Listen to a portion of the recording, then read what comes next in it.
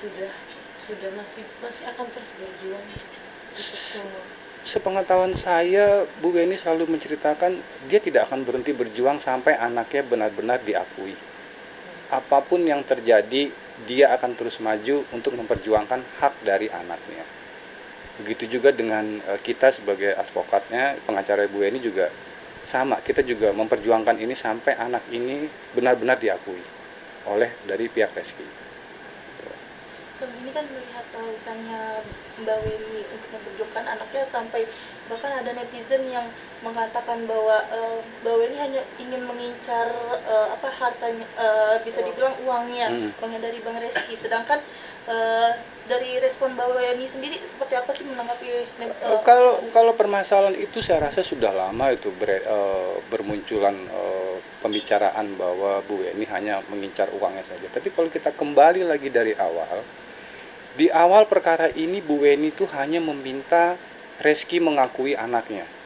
Titik, tidak ada yang lain. Hanya meminta untuk mengakui anaknya. Tapi karena permasalahan ini lanjut ke pengadilan dan kita juga menggugatnya perbuatan melawan hukum, disitulah kita harus memberikan kerugian. Karena pasti dalam perbuatan melawan hukum ada kerugian yang diderita oleh penggugat. Nah, itulah makanya kita munculkan biaya-biaya yang ada di dalam gugatan. Tapi biaya itu pun biaya untuk si anak, bukan untuk si Bu Weni kan gitu.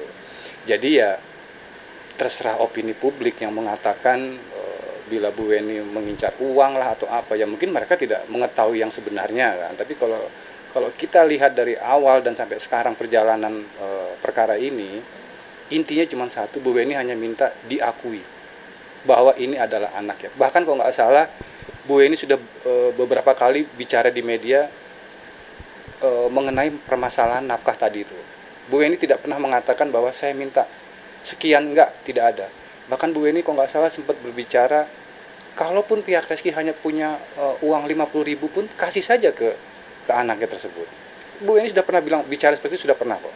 Gitu. Jadi tidak ada dalam permasalahan ini mengarah ke materi dalam arti uang, tidak ada.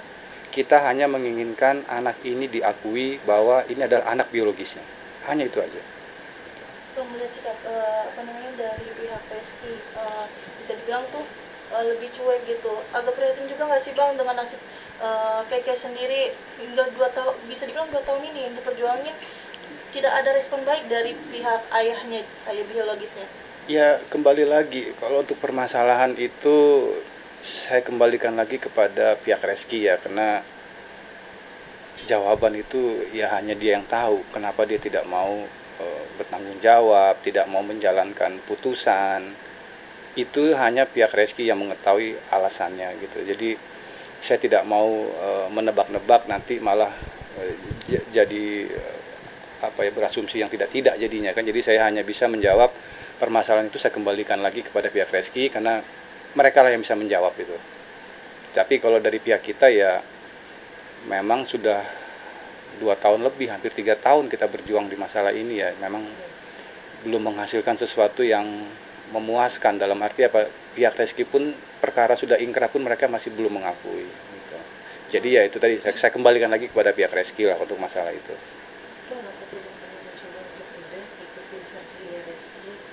Karena kalau tidak ikutin versinya ya akan apa? Begini, kalau kita mengikuti pihaknya Reski, saya rasa dari awal kalau memang mereka konsisten pasti sudah selesai. Cuman masalahnya bagaimana kita mau mengikuti alur dari pihaknya Reski kalau dari awal mereka tidak pernah konsisten dengan jawabannya. Jadi itu yang kita tidak mau mengikuti alur dari pihaknya mereka. Toh di samping itu pula putusan pengadilan juga memenangkan pihak kita kan. Nah, jadi secara logika umumnya ya pihak Reski jalani saja isi putusan itu. Tapi kan dia tidak mau. Ini ada masalah tidak kepercayaan di sini, akhirnya jadi nggak kelar-kelar. Ya kalau masalah ketidakpercayaan ya itu dari internalnya mereka ya. Tapi putusan pengadilan sudah mengatakan bahwa Reski ayah biologisnya. Suka tidak suka ya harus diterima karena putusan itu sudah ingkrah. Gitu. Jadi ya jalani saja. Cuman ya kembali lagi, kenapa mereka tidak mau menjalani, ya mereka sendiri yang tahu jawabannya. Gitu. Bang, Bang, mungkin kedepannya seperti apa Bang nantinya selain menunggu eh, pembukaan case secara SP3, pidana SP3, mungkin apa lagi Bang yang akan sampai saat ini pun pihak kita pun masih membuka untuk yang namanya mediasi secara kekeluargaan. Sampai saat ini kita juga masih mau melakukan mediasi secara kekeluargaan. Tapi dari pihak reskinya kan tidak pernah tidak pernah berbicara ke arah situ, justru malah mereka mengirimkan somasi kepada kita. Dari pihak kita sih pengennya kekeluargaan saja, tidak perlu ada somasi lagi atau memperpanjang masalah ini lagi, tidak ada gitu. Tapi kan saya juga berpikir tadinya begitu perkara ini ingkrah, pihak Bu Eni, pihak Reski duduk bareng kita bicara. Saya berpikir tadi seperti itu, tapi faktanya kan justru pihak mereka malah mengirimkan somasi untuk melakukan tes DNA. Berarti kan ada rasa tidak percaya mereka terhadap putusan pengadilan, ataupun tidak percaya juga bahwa itu adalah anak biologis dari Reski. Tapi ya itu semua masalah mereka, bukan masalah di kita. Oh, berarti pada saat setelahnya putusan inkrah tersebut, Mbak Weni dengan Mas Reski sendiri belum ada pertemuan tatap muka ya? Belum ada. Justru kita mengharapkan itu terjadi, tapi sampai sekarang tidak pernah terjadi. Sudah pernah diusahakan?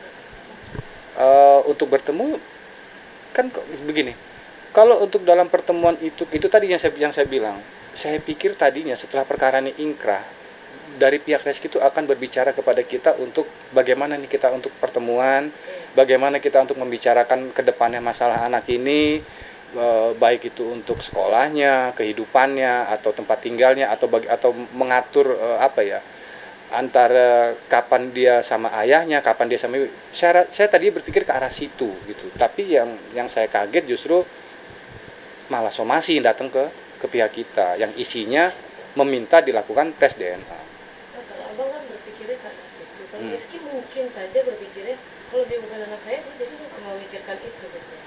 Nah itu tadi kesempatan tes DNA mereka itu kan sebenarnya sudah terbuka besar pada saat di pengadilan tinggi. Kan jelas di pengadilan tinggi itu menyatakan bahwa Reski ayah biologisnya, apabila Reski tidak menerima dengan isi putusan ini, Reski diminta untuk membuktikan sebaliknya. Dalam arti apa? Ya Reski harus membuktikan kalau dia tidak terima dengan putusan ini, dia harus membuktikan bahwa ini bukan anaknya dengan cara tes DNA.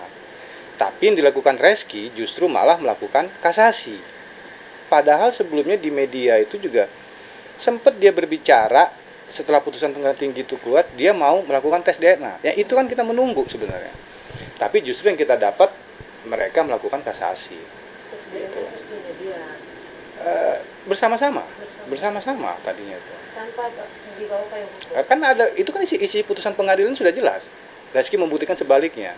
Gitu. Berarti kan ada arahan dari isi putusan pengadilan itu bahwa kalau Reski tidak terima, ya lakukan tes DNA. Nah di situ kan saat yang tepat untuk kita melakukan tes DNA. Tapi kan pada saat itu tidak dilakukan. Gitu. Justru malah pihak Reski mengajukan kasasi. Pernah nggak Rizky mau tes DNA di bawah payung hukum? Pernah tidak, Bang? Ya itu tadi. Pada saat putusan pengadilan tinggi itu keluar kan Reski sempat bicara tuh melalui YouTube atau saya lihat dari media lah. Intinya dia berbicara dia mau melakukan tes DNA. Tapi kan faktanya dia nggak melakukan tes DNA, malah mengajukan kasasi. Gitu. Untuk proses kasasi sendiri saat ini seperti apa, Bang? Sudah selesai, sudah lama selesai kan, sudah ingkrah. Gitu. Dan sudah berkekuatan hukum tetap putusan ini. Jadi seperti yang saya bilang tadi, suka tidak suka ya pihak Reski harus menerima. Gitu. Oke, mungkin yang terakhir Bang, ada nggak sih pesan yang ingin Abang sampaikan untuk pihak sana, Bang? Kalau pesan saya rasa tetap kita ingin permasalahan ini diselesaikan secara kekeluargaan supaya tidak menjadi liar, supaya tidak panjang, supaya tidak jadi kemana-mana permasalahan ini gitu. Tapi ya kembali lagi, karena selama ini juga dari pihak kita juga tidak susah untuk berkomunikasi dengan pihaknya Reski. Seperti agak tertutup lah dari pihak mereka gitu. Tapi kalau dari pihak kita selalu terbuka kok. Kita selalu terbuka untuk dilakukannya mediasi secara kekeluargaan. Lebaran ini mereka ada silaturahmi nggak sih? Setahu saya tidak ada. Tidak ada itu. Kalaupun ada, ya saya bersyukur, berarti itu sudah ada kemajuan lah dari kami. Tapi pengetahuan saya tidak ada, Bu. Tidak ada. Penting kan melihat bahwa kayak bisa dibilang tuh tidak diakui oleh ayahnya, tetapi oleh ayah sambungnya diperlakukan seperti anak kandung ibu. Iya. Abang melihatnya sendiri seperti apa sih, Bang? Ya betul, memang betul itu, bahwa anak Ibu Weni itu diperlakukan oleh ayah sambungnya ya seperti darah dagingnya sendiri. Memang benar itu, dan saya melihat sendiri kok, memang benar itu. Beberapa waktu lalu tim kita sempat wawancara Mbak Weni.